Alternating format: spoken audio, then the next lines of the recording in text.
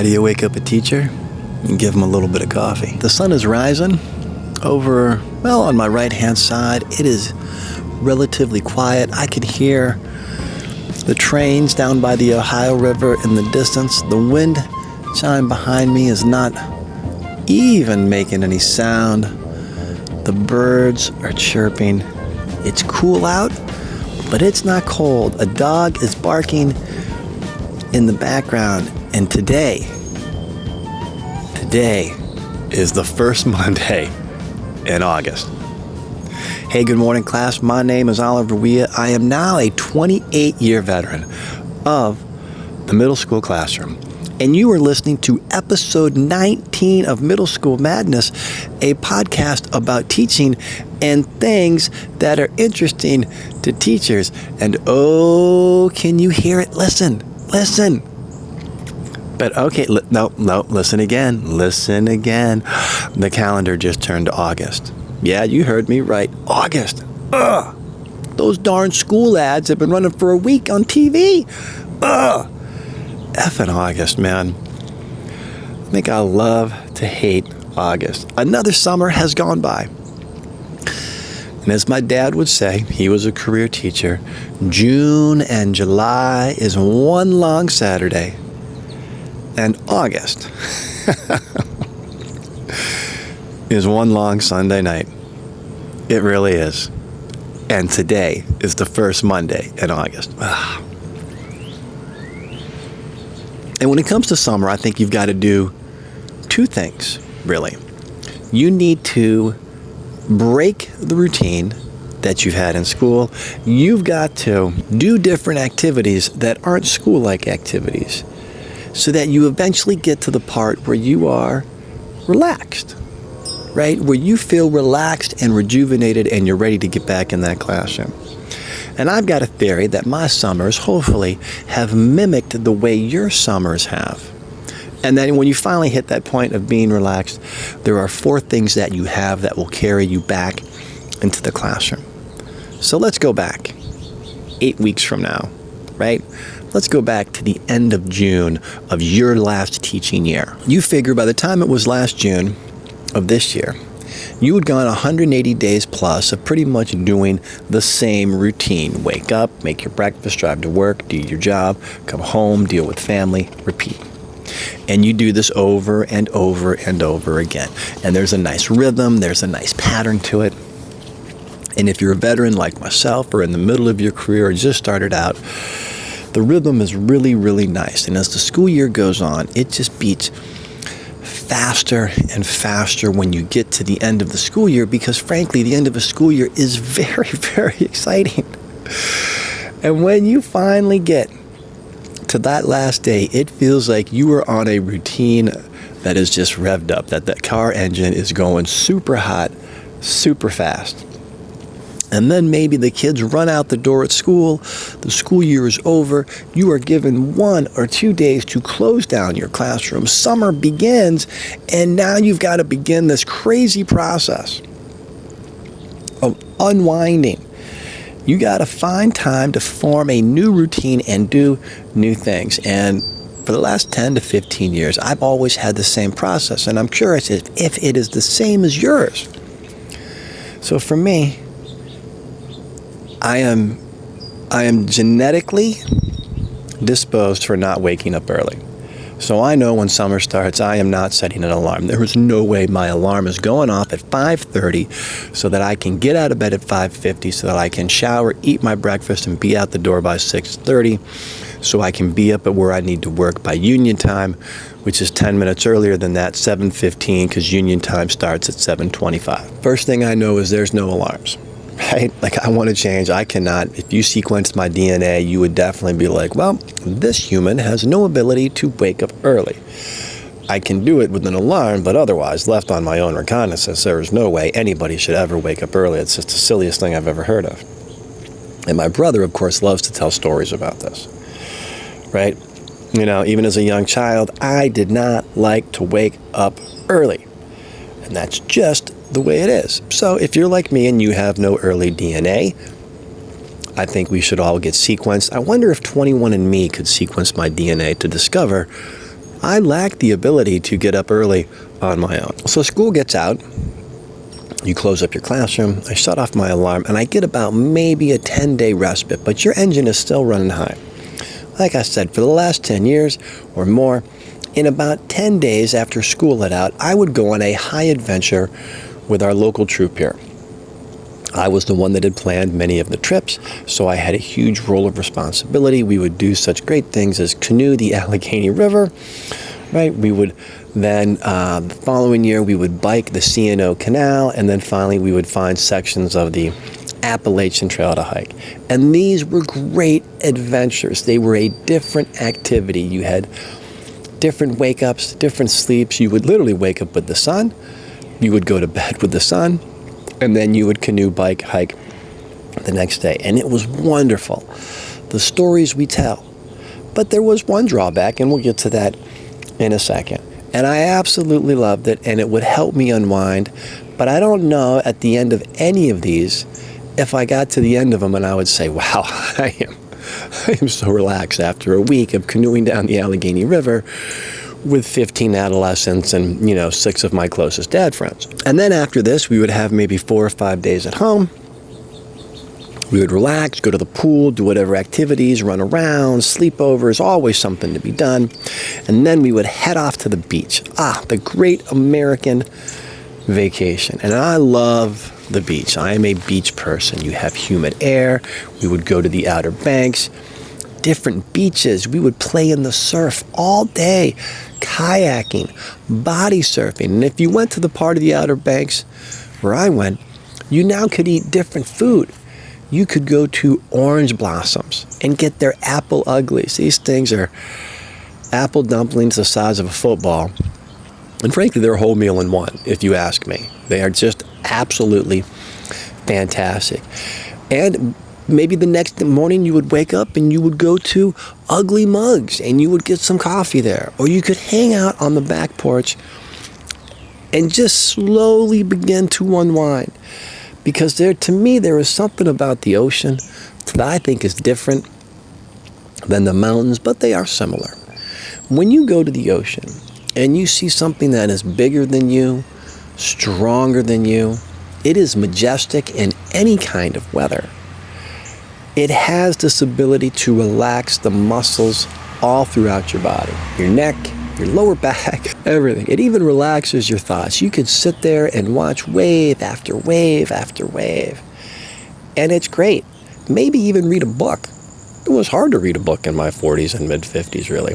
You're just so busy watching other people in the surf. And it was good, but just like the high adventure, surrounded by people all the time. So we would go to the Outer Banks, you would have a great time, you would relax, you would feel more relaxed, but you're not truly relaxed yet, right? This is the evolution of summer. You've slept in, you've done some different activities, kayaking, running, you get it. And then I would return home for a few days, and then it would be off to PSEA Leadership Camp in Gettysburg. I would do half my time there, and then I would go to Scout Camp, and then as the years went on, I would just go to Scout Camp the whole time. Leadership Camp was so much fun. Oh my gosh, to have time to talk union, to build union, to toss out ideas, it was good. But you still had this feeling of being on because you're around people, right? You're putting on a smile, you are happy to see them, but you're putting energy forth into conversations. And then Scout Camp was just more of the same leadership thing. Now, the bonus of Scout Camp, in my world, was the 2 o'clock nap. we would tell the new dads, once the Scouts go off to their afternoon thing, this is the greatest invention out there. Just go to your tent. It's the afternoon. The sun is shining. It was usually cool at our camp. And just take a nap for an hour. And you would fall asleep to what would be described as one of the greatest sounds in all of the world, and teachers know this. It's the sound of people just laughing or having fun or doing activities, and it's off in the distance. It's a mirage of laughter, and it was great, and you would just close your eyes, and like I said, the stress just leaves your body. And then you wake up in the leadership, and all the fun and the cooking and the cleaning comes back in. But those naps were truly some of the best in my life. I will say that forever. Falling asleep at a scout camp to the afternoon sounds of scouts being scouts is truly something that I enjoyed. So now we've gone through the scouting camp, and you finally get to the end of July. And the end of July really it's magical. Because now I'm guessing that you two have broken all of the routines of school. You're almost 8 weeks out of school. You don't wake up at the same time as school. You don't go to bed at the same time as school. You do different activities in school. Although my activities were still with a lot of people. But now there's this strange, I'm going to use the gesture, dip, right? Where there's really nothing on the calendar. It's the end of July. Most families have left town for their vacations. Other people have gone and doing other things. There's a calmness that has always happened at the end of July.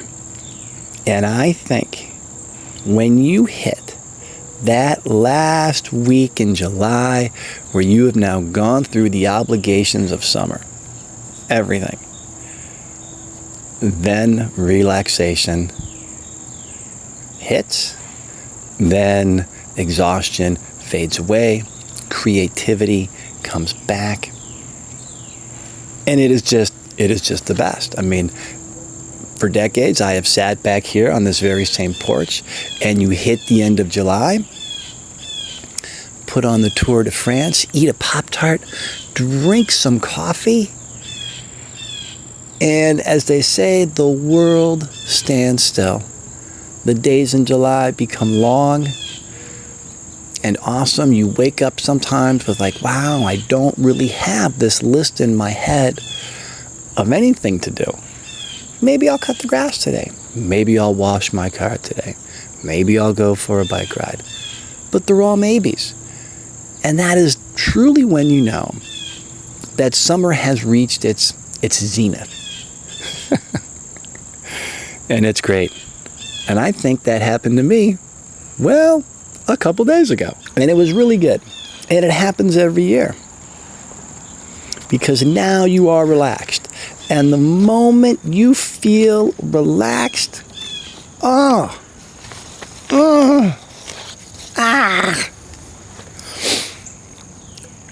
you know what happens next, right? You know what happens next. Because it happened yesterday. The calendar turns. It's August 1st. And there is a feeling that now creeps into the back of your head. You no longer wake up with any maybes, right? You know, you don't really wake up. You know it's coming. You can't stop it. It's the opposite of Christmas. Maybe, because it's, first. But it creeps back in. Maybe you get a text, right, from some friends about, hey, did you read the email? Go check out the email. And in your head now you begin to think about school, supplies that need to be purchased. Maybe I do need to buy another 3 pairs of khaki pants, right? Because you frankly can never have too many khaki pants at all. And before you know it, school is going to start in 7 days. In 7 days. And that's it. Here we go. We're doing this again. It's the greatest invention out there. It's my high-definition TV. I absolutely love school, despite the fact my DNA precludes me from waking up early. And now that we've reached the zenith of summer, right, where we've been rejuvenated, fulfillment, contentment, we have all of those things. I think there's 4 things that all teachers have that come back to them in the summertime that are going to keep us going as teachers, and we need to remind ourselves that we have these skill sets and how to use them to do another year. And of course, the joke is always Harry Potter. Should you run out of these during the school year because you used them up, you just go to aisle 9 3/4 and you buy some more, right? But I think one of the things that definitely replenishes in the summer for every teacher, first year, mid-year, veteran, is patience. You've just got to be patient as a teacher. Especially in that first year, my gosh, you're going to have new kids come in. It's a new experience to the school, to you, to everything. And you've got to be patient. Every year for the last 28 years, there's always this squirrel in my class, doesn't matter the gender. And the first thing I think is, you're just nervous, right? I'm just going to be patient with you. And I would bet a nickel that come May, you won't be a problem in my class because you figured out and adjusted. But you've got to be patient. Even on day one, you got to be patient. And that's the joy of summer. You get to fulfill your bag of patience, and hopefully you don't need any more. But I think we become teachers because we have a lot of patience, and you need to remind yourself to be patient throughout the whole journey of what we're about to begin. Number 2, strength. You got to be strong to be a teacher. And I'm not talking like muscle strong, because, well, frankly, if you were to see me, I look like the Jonas Vingegaard of teachers. And after this summer, where I biked too many miles, I maybe look like Jonas, besides the fact that he's half my age. But you've got to have strength, and I always think strength means mental strength, a little bit of physical strength. It is a demanding job. You're about to go through hurdles unseen that you've never had, despite your years of teaching. And strength is definitely a key to it all. There's no doubt. And maybe I should also equate strength with wisdom here. Like, you're going to have the strength to know this is not an idea that I need to invest time in, or this is a project that I do want to invest time in, or I have an idea and I am going to have the strength to fulfill this idea regardless of the obstacles that come in front of me. And those are fun ideas, and that's coming from me, somebody in the creative business of teaching TV and film production to middle schoolers. Oh boy, oh boy. And I know that this year I'm going to have a little strength, because we have gotten rid of the cell phones in our building, and my classroom uses them quite a lot. So we're going to figure this out. It's all good. The next thing all teachers need when they start out the school year, the third out of 4 things, is guidance. Sometimes you're just going to need guidance. I don't care where you are in your career. And to me, guidance always comes in this form. You didn't ask for it. It's the whisper. It's somebody saying, here's what I did. They give you an idea. Or maybe you show up and you're like, God, I've been working on this thought. What do you do? And someone's going to give you the answer. Rarely is it clubbed over your head. Or you look around and you see somebody who's like, I like their style. I like what they're doing. Let me give that a try. And that's always fun. And those moments come probably in the beginning or the middle, where you have a professional day or a learning day, and it's in these casual conversations, and they say something that resonates with you, and then off you go, you have your guidance. So be aware of something that you want to do, and be aware of the guidance that other teachers will give you, because you never know, but you got to be open to it. And the last thing I always know that rejuvenates over the summer and fills up, and I hope this does for you guys listening, is humor. The ability for humor. The strange thing of humor. The joy of humor. Humor in general. You need humor. Gosh, humor's the best. I like it. And I know in those first couple of days, my humor saves me so much. Because, you're coming to a class that's TV and film production. It's not the English, math, science class. And just being humorous. Making fun of myself. If you can see this and you're watching this and you can see the visual, well, I think you know that my code name this year is going to be Q-tip. The time has come. I am no longer salt and pepper. Toothpick, not so much, but Q-tip will work. And they will look at me like, well, I don't get it. Why is your name? And then they'll figure it out. If you're just listening to this, it's because I have white hair now. All my strands of black hair have left me. They've gone south, maybe. Or maybe they stayed at the beach. I don't know. And so now that you have your 4 things and they're filled up, patience, strength, guidance, and humor, you can begin the school year. And it's going to be helpful. And that is a summer routine in me. There is a rhythm to the summer of how you unwind, how you relax, how you break different routines, how you do different activities, right? And then when all of that happens, you have more patience, strength, guidance, and humor to return back to the classroom. I would love to know your summer routines.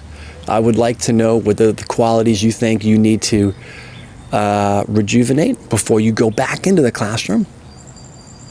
I am super excited for this year, as I am. The list of things inside my head has really begun to grow, whether I want it to or not. And that's just the nature of the job that we do. But for one glorious day, for today, because today is the first Monday in August, and the list in my head, it's a short one. So there's the sound of the coffee maker, right? It could be time for another cup of coffee. I'm going to hang out on my patio just a little longer today and soak up all the rays of summer. I might even go down to the end of my plan. I want to watch that sunset. I'm going to keep my alarm off a few more days because I want to enjoy these last few days of that non-school routine.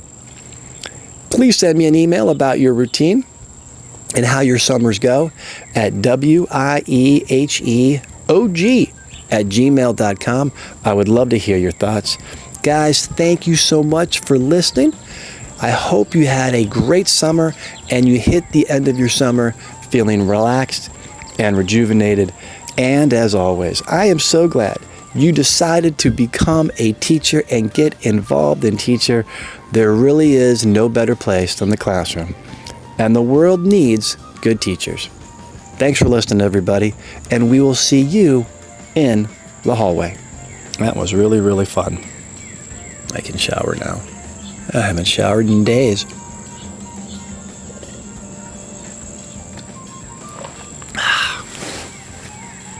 Awesome.